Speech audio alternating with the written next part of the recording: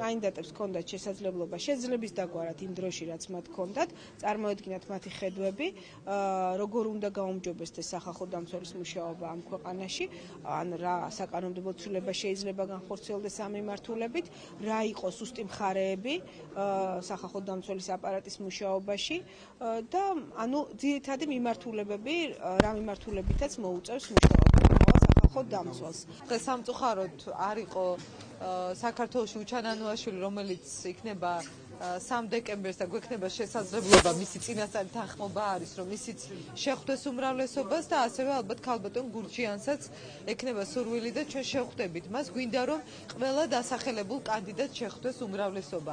იმისთვის რომ პროცესი იყოს მაქსიმალურად ღია და გამჭვირვალე და იმისთვის რომ საქართველოს პარლამენტს გადაწყვეტილების მიღების დრო სახალხო დამცველთან დაკავშირებით, რომელიც ძალიან მნიშვნელოვანია, კონდეს მაქსიმალურად მეტი ინფორმაცია ყველა კანდიდატთან შედარებით. პატივცემ კანონს და ვიცი კანონის მოთხოვნები, ამიტომ მე არ მქონდა უფლება ამ ოფიციალური მოწვევისთვის უარი მეთქვა და ეს პატივი რომ მომისმინა უმრავლესობამ დამდეს, ამიტომ მე თავი ჩავთვალე ვალდებულად ჩამოსულიყავი. ძირითადად შეკითხვები იყო სახალხო დამცველის წარსულ საქმიანობაზე, იქიდან გამომდინარე რომ მე უკვე 6 წელზე მეტია ამ აპარატში მუშაობ.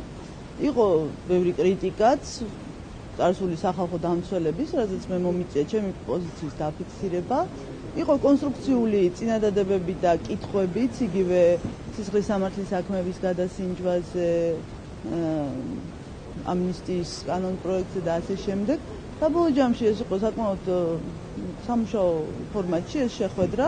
იყო მწვავე შეკითხვებიც, იყო დებატის ხასიათიც მიეცა ერთი პერიოდი ამ შეხვედრას. მე ვფიქრობ, რომ საკმაოდ ნაყოფიერი იყო ჩვენი ურთიერთობა და არჩევანი, რა თქმა უნდა, თავად პარლამენტის წევრებზეა.